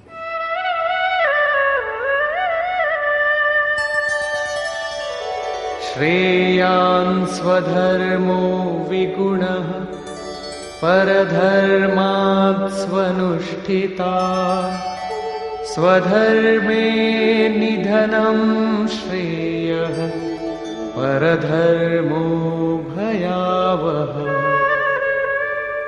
একজন সাধক 10 বছর ধরে সাধনায় প্রবৃত্ত এবং অন্য একজন আজ সাধনায় প্রবৃত্ত হয়েছে। উভয়ের ক্ষমতা এক হবে না। প্রারম্ভিক সাধক যদি তার অনুকরণ করে, তাহলে সে তার নিজের যোগ্যতাটুকুও হারিয়ে ফেলবে। এই প্রসঙ্গেই শ্রীকৃষ্ণ বলছেন, উত্তম রূপে আচরিত পরধর্ম অপেক্ষা গুণরহিত নিজ ধর্ম অধিক উত্তম। কর্মে প্রবৃত্ত হওয়ার স্বভাবজাত ক্ষমতাই স্বধর্ম। নিজের ক্ষমতা অনুসারে সাধক কর্মে প্রবৃত্ত হলে একদিন মুক্তি লাভ করে। অতএব স্বধর্ম আচরণে মৃত্যুও পরম কল্যাণকর। যেখানেই সাধনে ছেদ পড়ে, আবার দেহ লাভ করার পর সেখান থেকেই পুনরায় যাত্রা আরম্ভ হয়। আত্মার মৃত্যু হয় না। দেহের, বস্ত্রের পরিবর্তন হলেও বিচার বুদ্ধি বদলায় না। নিজের থেকে শ্রেষ্ঠ ব্যক্তির অনুকরণ করতে আরম্ভ করলে সাধক ভয় পাবেন। ভয় প্রকৃতিতে হয়, পরমাত্মায় নয়। প্রকৃতির আবরণ আরো ঘনীভূত হবে। ভগবৎ পথে অনুকরণের বাহুল্য দেখা যায়। একবার পূজ্য মহারাজজির প্রতি আকাশবাণী হয়েছিল যে তিনি যেন অনুসূয়াতে গিয়ে বসবাস করেন। তখন তিনি জম্মু থেকে চিত্রকূট এসেছিলেন এবং অনুসূয়ার ঘোর জঙ্গলে বাস করতে আরম্ভ করেছিলেন। অনেক মহাত্মা ওই পথ দিয়ে যাতায়াত করতেন। তাদের মধ্যে একজন লক্ষ্য করেছিলেন যে পরমহংসজি দিগম্বর অবস্থাতে থাকেন এবং তার সম্মানও অনেক। তখন সেই মহাত্মাও কৌপিন ত্যাগ করলেন। দণ্ডকমণ্ডলু অন্য এক সাধুকে দিয়ে ত্যাগী দিগম্বর সেজে বসলেন। কিছুকাল পরে এসে দেখলেন পরমহংসজি লোকের সঙ্গে কথাবার্তা বলেন, প্রয়োজন মতো সময় সময় তাড়না দেওয়ার ছলে অপশব্দও ব্যবহার করেন। মহারাজজির প্রতি আদেশ হয়েছিল তিনি যেন ভক্তদের কল্যাণার্থে কিছু তিরস্কার করেন, এই পথের পথিকদের ওপর প্রখর দৃষ্টি রাখেন। মহারাজের অনুকরণ করে সেই মহাত্মাও গালাগাল দিতে আরম্ভ করলেন, কিন্তু তার পরিবর্তে লোকেও তাকে ভালো মন্দ দু কথা শুনিয়ে দিত। তিনি তখন বলেছিলেন, পরমহংসজিকে কেউ কিছু বলে না, আর এখানে তো মুখে মুখে জবাব দিচ্ছে। বছর 2 পরে ফিরে এসে সেই মহাত্মা দেখেছিলেন যে পরমহংসজি গদিতে বসে লোকে পাখা দিয়ে বাতাস করছে, চামর ব্যজন করছে। তিনিও দেখা দেখি সেই জঙ্গলের এক ভাঙা বাড়িতে তক্তাপোষ আনিয়ে তাতে গদি পেতে 2টি লোক নিযুক্ত করলেন চামর ব্যজন করবার জন্য। প্রতি সোমবার ভিড়ও হতে লাগল। পুত্রের ইচ্ছুক 50 টাকা দিন, কন্যার ইচ্ছুক 25 টাকা দিন, পরন্তু কথায় বলে উঘরে অন্ত না হই নিবাহ। 1 মাসের মধ্যেই সেই সাধুকে সে স্থান ত্যাগ করে অন্যত্র যেতে হয়েছিল। মান প্রতিষ্ঠা সব খুইয়ে বসেছিলেন। এই ভগবৎ পথে অনুকরণের কোনো স্থান নেই। সাধকের উচিত স্বধর্মেরই আচরণ করা। স্বধর্ম কি? 2য় অধ্যায়ে শ্রীকৃষ্ণ স্বধর্মের উল্লেখ করেছিলেন। স্বধর্ম লক্ষ্য করলেও তুমি যুদ্ধ করার উপযুক্ত পাত্র। এর চেয়ে শ্রেষ্ঠ কল্যাণকর পথ ক্ষত্রিয়ের জন্য আর নেই। স্বধর্মে অর্জুন ক্ষত্রিয়। যোগেশ্বর সংকেত করলেন, অর্জুন, যারা ব্রাহ্মণ তাদের জন্য বেদের উপদেশ ক্ষুদ্র জলাশয়ের তুল্য। তুমি বেদের ঊর্ধ্বে ওঠো এবং ব্রাহ্মণ হও, অর্থাৎ স্বধর্মে পরিবর্তন সম্ভব। এখানে পুনরায় বললেন, রাগ দেশের বশীভূত হইও না, এদের কাটিয়ে ওঠো, স্বধর্মই শ্রেয়স্কর। তার বলবার অর্থ এই নয় যে অর্জুন কোন ব্রাহ্মণের অনুকরণ করে তার মতো বেশভূষা ধারণ করুক। কর্মের একমাত্র পথকেই মহাপুরুষগণ 4টি শ্রেণীতে বিভক্ত করেছেন: নিকৃষ্ট, মধ্যম, উত্তম এবং অতি উত্তম। এই শ্রেণী বিভাগকে সাধকের জন্য ক্রমশ শূদ্র, বৈশ্য, ক্ষত্রিয় এবং ব্রাহ্মণের সংজ্ঞা দিলেন। শূদ্র স্থিতি সেবা ধর্ম থেকেই কর্মের আরম্ভ হয় এবং সাধনাক্রমে ওই সাধকই ব্রাহ্মণের স্থিতি লাভ করতে পারেন। এর পরের অবস্থাতে সাধক যখন পরমাত্মায় স্থিতি লাভ করেন তখন ন ব্রাহ্মণ ন ক্ষত্রিয় ন বৈশ্য ন শূদ্র চিদানন্দরূপ শিবোহম শিবোহম। তিনি বর্ণগুলির ঊর্ধ্বে উঠে যান। এ কথাই শ্রীকৃষ্ণও বললেন যে চাতুর্বর্ণং ময়া সৃষ্টং, এই 4 বর্ণের সৃষ্টিকর্তা আমি। তাহলে কি জন্মের আধারে মানুষের জাতি বিভাগ করা হয়েছে? না, গুণ কর্ম বিভাগশ, গুণের আধারে কর্ম বিভাগ করেছি। কর্ম কি? তা কি সাংসারিক কর্ম? শ্রীকৃষ্ণ বললেন, না, তা হল নিয়ত কর্ম। এই নিয়ত কর্ম কি?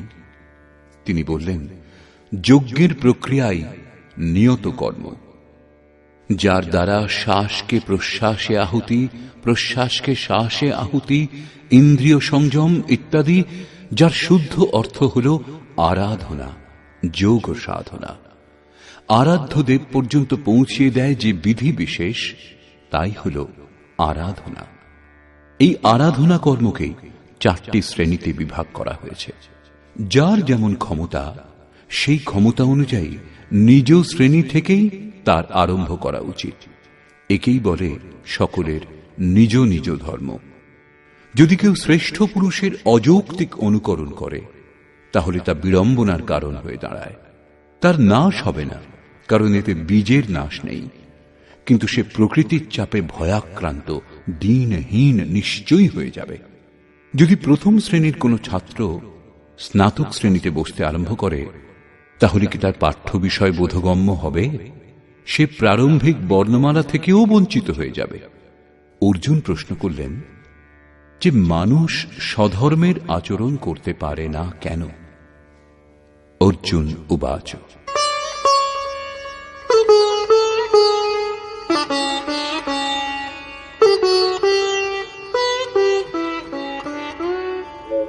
अथ केन प्रयुक्तोऽयं पापं चरति पुरुषः अनिच्छन्नपि वार्ष्णेय बलादिव नियोजितः। हे कृष्ण, মানুষ কার দ্বারা চালিত হয়ে অনিচ্ছা সত্ত্বেও যেন বলপূর্বক নিযুক্ত হয়ে পাপাচরণে প্রবৃত্ত হয়, আপনার মতানুসারে চলতে পারে না কেন? এই প্রসঙ্গে যোগেশ্বর শ্রীকৃষ্ণ বললেন, শ্রী ভগবানুবাচ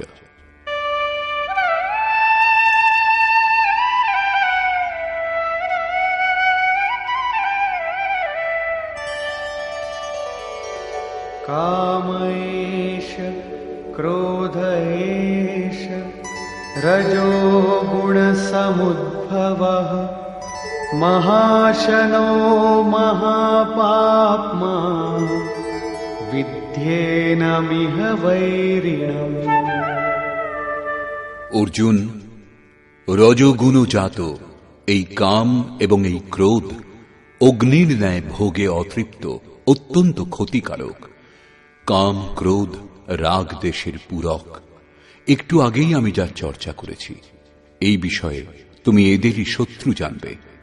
এখন এদের প্রভাব সম্বন্ধে বলছেন।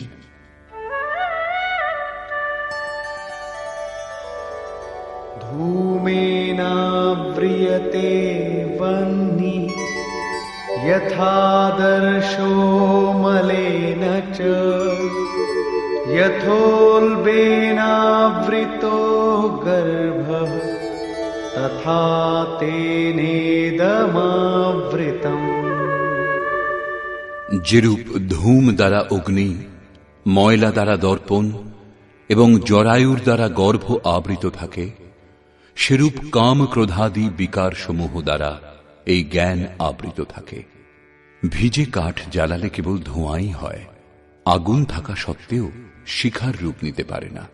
ময়লা দিয়ে ঢাকা দর্পণে যেরূপ প্রতিবিম্ব স্পষ্ট হয় না, জরায়ুর দ্বারা যেরূপ গর্ভ আবৃত থাকে, সেরূপ এই বিকারগুলি থাকতে পরমাত্মার প্রত্যক্ষ জ্ঞান হয় না। आवृतं ज्ञानमेतेन ज्ञानिनो नित्यवैरिणा कामरूपेण कौन्तेय दुष्पूरेणानलेन च। কৌন্তেয়, অগ্নির ন্যায় ভোগে অতৃপ্ত জ্ঞানীর চিরশত্রু এই কাম দ্বারা জ্ঞান আবৃত থাকে। এখন শ্রীকৃষ্ণ কাম এবং ক্রোধ দুটি শত্রুর কথা বললেন। এই শ্লোকে তিনি কেবল একটা শত্রু কামের বিষয় বললেন। বস্তুত কামের মধ্যে ক্রোধের অন্তর্ভাব বিদ্যমান। কামনা পূর্ণ হলে ক্রোধ শান্ত হয়, কিন্তু কামনা শেষ হয় না। কামনা পূরণে বাধা উৎপন্ন হলেই পুনরায় ক্রোধ জেগে ওঠে। কামের অন্তরালে ক্রোধ নিহিত থাকে। এই শত্রুর উৎস কোথায়, কোথায় একে খুঁজবে? শত্রুর নিবাস জানা থাকলে এর সমূল বিনাশে সুবিধা হবে। এই প্রসঙ্গে শ্রীকৃষ্ণ বললেন, ইন্দ্রিয়াণি মনো বুদ্ধি अस्याधिष्ठानमुच्यते एतैर्विमोहयत्येष ज्ञानमावृत्य देहिनम्। ইন্দ্রিয় সমূহ মন এবং বুদ্ধি, এদেরই কামের আশ্রয় বলা হয়। কাম, মন, বুদ্ধি এবং ইন্দ্রিয় সমূহের দ্বারাই জ্ঞানকে আবৃত করে জীবকে মোহমুগ্ধ করে। তস্মাৎ ত্বমিন্দ্রিয়াণ্যাদৌ নিয়ম্য ভরতর্ষভ পাপ্মানং প্রজহিয়েনং জ্ঞান বিজ্ঞাননাশনম। সেই জন্য অর্জুন, তুমি আগে ইন্দ্রিয়গুলিকে নিয়ম্য সংযত করো, কারণ এর অন্তরালে শত্রু বিদ্যমান। তা তোমার দেহের ভিতরে বাইরে খুঁজলে কোথাও পাবে না। এটা হৃদয় রাজ্যের অন্তর্জগতের যুদ্ধ। ইন্দ্রিয় সমূহকে বশ করে জ্ঞান এবং বিজ্ঞানের বিনাশক এই ক্ষতিকারক কামের নাশ করো। কাম সহজে আয়ত্তে আসে না, অতএব বিকারের নিবাস স্থানকেই অবরুদ্ধ করো, ইন্দ্রিয় সমূহকেই সংযত করো। কিন্তু ইন্দ্রিয় সমূহ এবং মনকে সংযত করা খুব কঠিন। আমি কি তা করতে পারব? এই প্রসঙ্গে শ্রীকৃষ্ণ তাঁর সামর্থ্য বলে উৎসাহ দিচ্ছেন।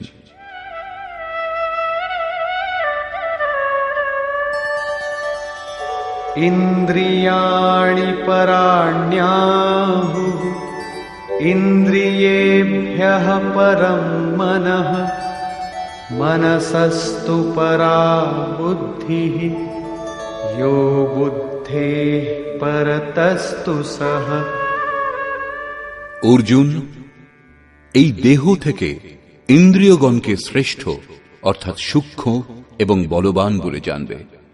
ইন্দ্রিয় সমূহ থেকে মন শ্রেষ্ঠ এবং বলশালী, মন থেকে বুদ্ধি শ্রেষ্ঠ, এবং যিনি বুদ্ধির থেকেও অত্যন্ত শ্রেষ্ঠ তিনিই তোমার আত্মা, এবং সেই হলে তুমি।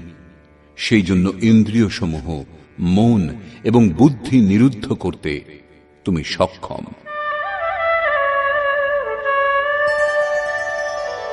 एवं बुद्धेः परं बुद्ध्वा संस्तभ्यात्मानमात्मना जहि शत्रुं महाबाहो कामरूपं दुरासदम्।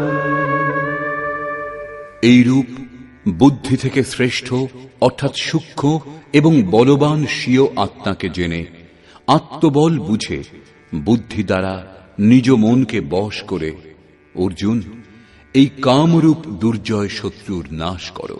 নিজের শক্তি বুঝে এই দুর্জয় শত্রুর নাশ করো। কাম দুর্জয় শত্রু। ইন্দ্রিয়গুলির সাহায্যে কাম আত্মাকে মোহমুগ্ধ করে। তাই নিজের শক্তি বুঝে আত্মাকে বলবান জেনে কামরূপ শত্রুর বিনাশ করো। এখানে বলা আবশ্যক, এই শত্রু আন্তরিক এবং যুদ্ধ অন্তর্জগতেরই। নিষ্কর্ষ, প্রায় গীতা শাস্ত্রের যারা ভক্ত এবং ব্যাখ্যাকার তারা বর্তমান অধ্যায়ের নাম কর্মযোগ দিয়েছেন, কিন্তু এটা সঙ্গত বলে মনে হয় না। দ্বিতীয় অধ্যায়ে যোগেশ্বর কর্মের নাম নিয়েছেন।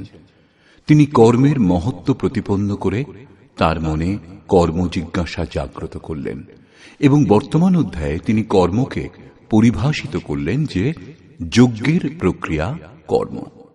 এখানে একথা প্রমাণিত হচ্ছে যে যজ্ঞ কোনো নির্ধারিত দিক অর্থাৎ বিধি বিশেষ। এছাড়া জগতে যা কিছু করা হয় তা এই লোকেরই বন্ধন। শ্রীকৃষ্ণ যে কর্ম সম্বন্ধে বলবেন সে কর্ম মোক্ষসে শুভাত অর্থাৎ সংসার বন্ধন থেকে মুক্তিদায়ক কর্ম। শ্রীকৃষ্ণ যজ্ঞের উৎপত্তির বিষয় বললেন। যজ্ঞ থেকে আমরা কি ফল লাভ করি তার বিশেষত্বের চিত্রণ করলেন। যজ্ঞ অনুষ্ঠানের উপর জোর দিলেন। তিনি বললেন, এই যজ্ঞের প্রক্রিয়াই কর্ম।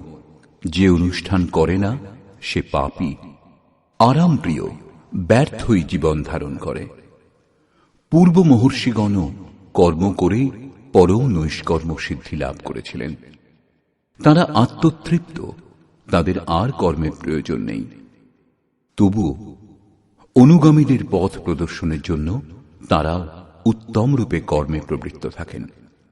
সেই মহাপুরুষগণের সঙ্গে শ্রীকৃষ্ণ নিজের তুলনা করলেন।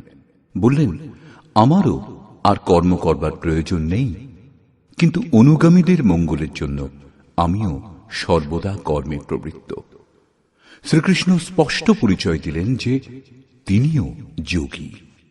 তিনি কর্মে প্রবৃত্ত সাধকগণকে বিচলিত করতে নিষেধ করলেন, কারণ কর্ম করেই সেই সাধককে পরম স্থিতি লাভ করতে হবে, না করলে নাশ হয়ে যাবে। এই কর্ম অনুষ্ঠানের জন্য শ্রীকৃষ্ণ ধ্যানস্থ হয়ে যুদ্ধ করতে বললেন। দুচোখ বন্ধ, ইন্দ্রিয় সমূহ সংযত করে, মন নিশ্চল করে চিত্ত নিরুদ্ধ করার অভ্যাস।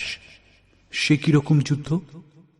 না সে সময় কাম, ক্রোধ, রাগ, দেশ ইত্যাদি সাধকের জন্য বাধক হয়ে দাঁড়ায়। এই বিজাতীয় প্রবৃত্তিসমূহের হাত থেকে উদ্ধার হওয়ার চেষ্টাই যুদ্ধ। আসুরী সম্পদ কুরুক্ষেত্র। বিজাতীয় প্রবৃত্তিগুলির এক একটাকে নাশ করে ধ্যানে মগ্ন হওয়ার চেষ্টাই যুদ্ধ। বস্তুত ধ্যানেই যুদ্ধ নিহিত। বর্তমান অধ্যায়ের সারাংশ এটাই। এতে যজ্ঞের বাস্তবিক স্বরূপ স্পষ্ট হয়নি, কর্মের বিধিবিধানেরও সম্যক অনুভব হয়নি। যজ্ঞের স্বরূপ স্পষ্ট হলেই কর্ম কি তা বোঝা যাবে। এখনো কর্ম স্পষ্ট হয়নি। বর্তমান অধ্যায়ে কেবল স্থিতপ্রজ্ঞ মহাপুরুষের প্রশিক্ষণাত্মক দিকের ওপর জোর দেওয়া হয়েছে। এই নির্দেশ গুরুজনদের জন্য। তাঁরা যদি কর্মানুষ্ঠান নাও করেন তবুও তাতে তাঁদের কোনো লোকসান নেই, করলে কোনো লাভও নেই। কিন্তু যাদের অভীষ্ট পরম গতি, তাদের জন্য যদি নিয়ম নির্দেশ না দেওয়া হয় তবে তা যে কর্মযোগ একথা বলা যাবেই বা কি করে? যোগেশ্বর বলেছেন, যজ্ঞের প্রক্রিয়াই কর্ম, কিন্তু সেই কর্মের স্বরূপ স্পষ্ট করলেন না এবং যজ্ঞ কি তা বললেন না। বর্তমান অধ্যায়ে যুদ্ধের যথার্থ চিত্রণ করা হয়েছে। সম্পূর্ণ গীতা শাস্ত্রে দৃষ্টিপাত করলে দেখা যায়, দ্বিতীয় অধ্যায়ে যোগেশ্বর বলেছেন, এই শরীর নাশবান, অতএব যুদ্ধ করো। গীতা শাস্ত্রে যুদ্ধের বাস্তবিক কারণ এটাই। পরে জ্ঞান যোগের বিষয়ে ক্ষত্রিয়ের জন্য যুদ্ধই কল্যাণের একমাত্র সাধন বলা হয়েছে। তিনি বললেন, অর্জুন, এই বুদ্ধি তোমার জন্য জ্ঞান যোগের বিষয় বলা হয়েছে। কোন বুদ্ধি? এই যে জয় পরাজয় উভয় দৃষ্টিতেই জয়লাভ হয়, এ কথা জেনে যুদ্ধ করো। চতুর্থ অধ্যায়ে বলেছেন, যোগে স্থিত হয়ে হৃদয়ে স্থিত এই স্বীয় সংশয় জ্ঞানরূপ অসি দ্বারা ছেদন করে যুদ্ধার্থে উত্থিত হও। পঞ্চম অধ্যায় থেকে দশম অধ্যায় পর্যন্ত যুদ্ধের কোনো চর্চা করেননি। একাদশ অধ্যায়ে কেবল এই বলেছেন, এই শত্রুগণ আমার দ্বারা পূর্বেই নিহত হয়েছে, তুমি নিমিত্ত মাত্র হও, যশ লাভ করো। এই মৃতদিগকে তুমি বধ করো, যিনি প্রেরক তিনি করিয়ে নেবেন, মৃতদেরই বধ করো। পঞ্চদশ অধ্যায়ে সংসারকে দৃঢ়মূল অশ্বত্থ বৃক্ষের ন্যায় বলা হয়েছে, যাকে অসঙ্গতারূপী অস্ত্র দ্বারা ছেদন করে ওই পরম পদের অনুসন্ধান করবার জন্য নির্দেশ দেওয়া হয়েছে। পরবর্তী অধ্যায়গুলিতে যুদ্ধের উল্লেখ নেই। ষষ্ঠদশ অধ্যায়ে অসুরের চিত্রণ অবশ্যই করা হয়েছে, যারা নরকগামী। শুধু বর্তমান অধ্যায়ে যুদ্ধের বিশদ বর্ণনা আছে। শ্লোক 30 থেকে 43 পর্যন্ত যুদ্ধের স্বরূপ, যুদ্ধের অনিবার্যতা, যুদ্ধে প্রবৃত্ত না হলে বিনাশ, যুদ্ধে নিহত শত্রুদের নাম, তাদের বধ করবার জন্য নিজ শক্তির আহ্বান এবং নিশ্চয়ই তাদের বধ করবার জন্য জোর দিলেন। বর্তমান অধ্যায়ে শত্রু এবং শত্রুর আন্তরিক স্বরূপ স্পষ্ট রূপে বর্ণনা করা হয়েছে, যাদের বিনাশ করবার জন্য প্রেরণা প্রদান করা হয়েছে। এই প্রকার শ্রীমদ্ ভগবৎ গীতারূপী উপনিষদ এবং ব্রহ্মবিদ্যা তথা যোগশাস্ত্র বিষয়ক শ্রীকৃষ্ণ এবং অর্জুনের সংবাদে শত্রু বিনাশ প্রেরণা নামক তৃতীয় অধ্যায় পূর্ণ হল। এই প্রকার শ্রীমৎ পরমহংস পরমানন্দজির শিষ্য স্বামী অর্গড়ানন্দকৃত শ্রীমদ্ ভগবৎ গীতার ভাষ্য যথার্থ গীতাতে শত্রু বিনাশ প্রেরণা নামক তৃতীয় অধ্যায় সমাপ্ত হল। হরি ওম তৎসৎ।